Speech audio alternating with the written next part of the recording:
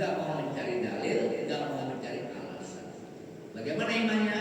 Iman takut ya sah, tapi mal isyan, dia masih bermaksiat, masih berdosa karena dia nggak mau mencari kenapa itu air laut asin. Lalu setelah itu dia dapat ilmu. Nah ini iman yang kedua, imanu ilmin. Wa huwa ma'rifatul aqaidi bi adillati wa hadza min ilmil yaqin. Tadi iman taklid, imannya ikut-ikutan ini. Yang kedua, iman ilmin, imannya dengan ilmu. Wa huwa ma'rifatul aqaidi, dia mengetahui dalil-dalilnya secara perinci, ya, dan argumentasinya dia tahu. Wahada min ilmi yakin. Nah, ini disebut ilmu yakin. Imanu yakin. Oh, setelah itu dia dapat ilmu apa? Bahwa air itu laut asin apa sebabnya? Karena di dalam air itu terkandung unsur garam. Ya, kalau tadi cuma dengan ucapan orang bahwa air itu asin, gimana? Nah, cukup sampai di situ. Nah, kemudian dia dapat ilmu. Oh, asin itu kenapa? Karena air laut itu mengandung garam. Udah tahu semua bahwa garam itu asin. Ya, jadi di dalam air laut itu mengandung unsur garam. Itu iman kedua, namanya ilmu yakin. Wa kullal ismaini sahibuhuma mahjubun an dzatillah. Dan kedua, iman taklid dan iman yakin ini masih terhalang daripada zat Allah Subhanahu wa taala. Wa salisuha iman ayyanin. Nah, ini iman ayyan. Wa huwa ma'rifatullah bimuraqabatil qalbi. Dia mengenal Allah dengan pengawasan hati, dengan penjagaan hati. Wala yadhibu rabbawan khatirin tarfata ain. Sama sekali karena dia hatinya itu merasa diawasi oleh Allah, maka di hatinya itu nggak pernah terhilang ada Allah merasa diawasi hatinya. Wala yadhibu rabbi, selalu di hatinya ada Allah. Enggak pernah itu dia tinggalkan di situ hatinya. Karena dia merasa diawasi, bimuraqabah. An-awliya bal haibatu daiman fi bahkan kebesaran Allah selalu ada di hatinya. Ka'annahu yarahu, seakan-akan dia melihat. Wa huwa maqamul muqarrab wa huwa maqamul muraqabah. Disebut itu adalah posisi al-muraqabah wa yusamma ayatul yakin. Ini namanya ayatul yakin. Jadi pertama iman taklid, yang kedua iman ilmi, yang ketiga imanun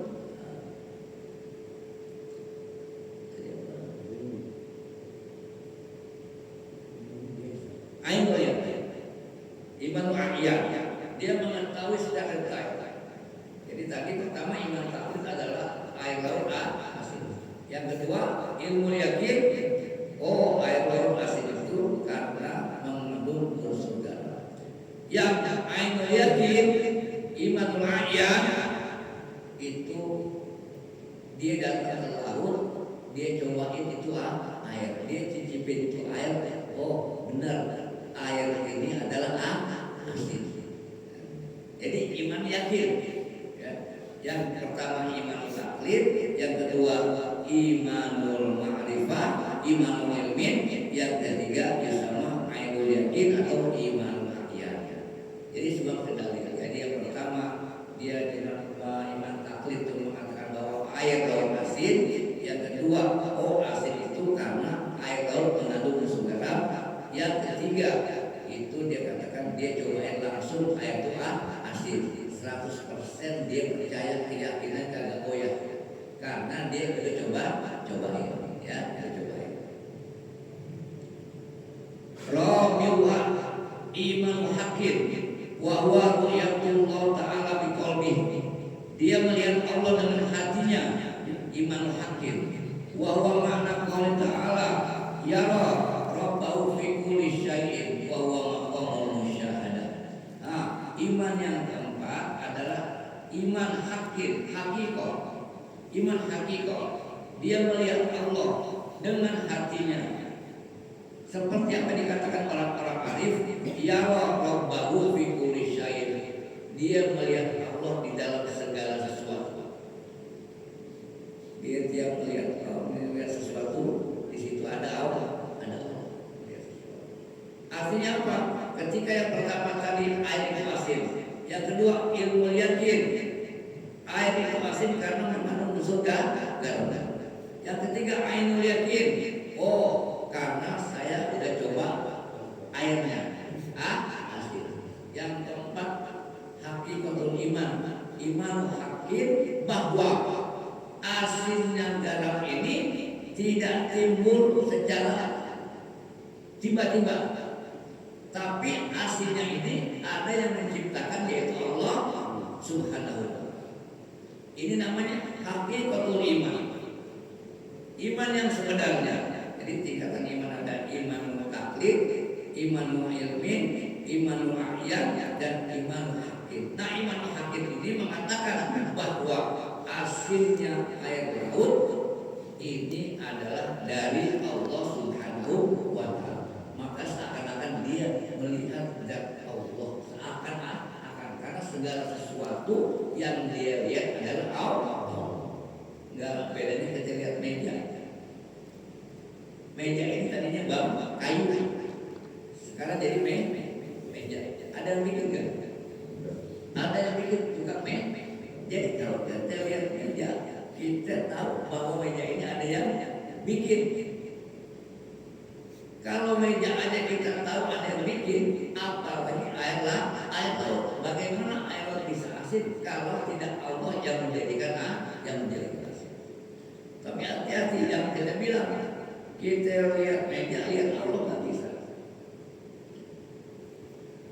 Meja asalnya kayu, dan benih-benihnya kayu itu Allah yang kasih, bisa tumbuh karena Allah. Sehingga di meja ini ada Allah, tapi nggak boleh kita mengatakan bahwa ini Allah. Yang kita lihat bahwa segala sesuatu itu Allah yang jadikan, dari proses dari benih-benihnya tumbuh kayu, dari kayu yang gede dibikin kayu, dibikin meja sama tukang meja. Semuanya adalah Allah yang jadikan. Nggak boleh kita bilang itu Allah, tapi sumber semuanya terjadi ada itu karena Allah Subhanahu wa ta'ala. Itu namanya hakikatul iman. Yang kelima, iman hakikah wal fana billah, bis sukri bihubbi fala yahilaya. Kalau iman hakikah ini fana kepada Allah Subhanahu wa ta'ala, mabuk karena Allah Subhanahu wa ta'ala, fala yashhad illa iya, dia tidak menyaksikan kecuali Allah. Kaman gharqa fil bahri wa lam yarah. Jadi yang pertama iman taklid, mengatakan bahwa air itu asin. Yang kedua iman ilmin, air asin ini karena ada unsur garam. Yang ketiga iman a'yan, mengatakan bahwa asinnya itu karena Allah yang jadikan, Al-Khaliq yang jadikan. Yang keempat iman hakikah, mengatakan bahwa yang pertama tadi iman yakin air asin. Yang kedua dia mengatakan bahwa ada unsur garam. Yang ketiga iman a'yan, dia dicipin air asin. Asin. Yang keempat, asinnya ini timbul karena dari Allah. Yang iman yang kelima adalah dia masuk ke laut. Karena dia masuk ke laut udah fana, udah mabuk cinta karena Allah, nggak ada lihat dia batas, yang dilihat apa? Air. Udah nggak ada tepian lagi. Karena dia langsung masuk ke laut. Karena masuk ke laut yang dilihat apa? Air, bukan? udah nggak ada tepian lagi. Itu namanya tingkatan iman. Ada iman taklid, ada iman ilmi, ada iman a'yan, ada iman ma'rifah, ada iman fana. Jadi dalam iman taklid bagi kita yang udah mukallaf hanya dua kewajiban. Pertama imanul ilmi dan iman taklid. Dua kewajiban kita. Jadi kalau kita belajar sunat wudu, belajar syarat sah salat, syarat wajib salat, yang membatalkan salat, itu ilmu syariat. Setelah ilmu syariat, kemudian kita melaksanakan salat, melaksanakan salat dengan ilmu syariat, mendapat ketenangan dalam salat. Kita dapat menggugurkan kewajiban itu. Artinya di situ ada ilmu apa? Ilmu apa? Ma'rifah. Ilmu ma'rifah. Ketika sholat kita udah mencegah dari perbuatan keji dan munkar, maka itu namanya hakikat. Jadi syariat. Jadi kalau kita belajar wudu, ya, belajar sholat, itu namanya ilmu syariat. Dari syariat ini kita bisa ngediain sholat, ya, bisa ngediain sholat dan merasakan kenikmatan sholat. Yang ketiga, ketika sholat itu sudah mencegah kita dari perbuatan keji dan munkar, maka kita sudah naik ke level hakikat. Tapi kewajiban kita cuma dua. Kewajiban kita cuma yang pertama dan kedua. Sebagai orang mukallaf, yang kita diwajibkan cuma iman taklid dan iman ma'rifah. Adapun tingkat ketiga, tingkat keempat, tingkat kelima itu nggak diwajibkan karena itu semata-mata anugerah daripada Allah Subhanahu wa Ta'ala. Kalau Bapak memaksakan diri untuk masuk ke iman a'yan, kalau Allah nggak kehendak nggak bisa. Tapi kita semua ini udah iman ma'rifah, iman taklid, iman ilmi, iman ma'rifah. Bagi siapa yang ma'rifah? Bagi yang sholatnya mencegah dari perbuatan keji dan munkar. Itu udah iman ma'rifah, iman a'yan. Tapi adalah kewajiban kita. Yang kewajiban kita hanya iman taklid sama iman ma'rifah. Syariat yang kita belajar, dari syariat itu kita melaksanakan perintah agama, sholat, dapat ketenangan, dapat kehusuan. Yang ketiga, ketika sholat kita bisa mencegah dari perbuatan keji dan munkar, maka itu maksudnya hakikat. Tapi peringkat ketiga, keempat, kelima itu adalah robbaniyah, semata-mata pemberian Allah kepada orang yang dikehendaki oleh Allah Subhanahu. Kita nggak bisa sampai ke sana. Tapi dengan dua itu, dengan iman taklid dan dengan iman ma'rifah, kita terbebas daripada maksiat. Karena kita punya dalil. Karena kita punya dalil. Kenapa yang hasilnya? Karena mengandung surga. Mana buktinya adanya Allah? Nyata buktinya ada Allah, adanya alam semesta. Dalil. Jadi selama kita berpegang pada iman taklid, bersama kita berpegang pada iman ma'rifah, itu iman kita udah sah dan nggak dianggap maksiat. Kalau Allah anugerahkan, kalau Allah pilih kita untuk naik kepada iman mu'ayyan, itu semata-mata robbaniyah, pemberian daripada Allah Subhanahu. Apalagi sampai nyelam keimanan kita. Yang mana kalau udah nyelam, mabuk sama Allah Subhanahu wa Ta'ala. Sholat itu udah bukan kewajiban. Sholat itu kebutuhan. Kita kan kalau masalah seperti kewajiban, sekedar melaksanakan bukan kebutuhan. Kalau orang udah nyelam mabuk karena Allah, sholat itu kebutuhan, bukan lagi kewajiban. Kayak orang nanya api, datang orang nanya api mana sih? Api yang merah, yang menyala-nyala, itu namanya api. Datang lagi rumah kita, mau lihat api dong? Oh enggak, datang rumah kita. Kita sedang air panas. Air panas.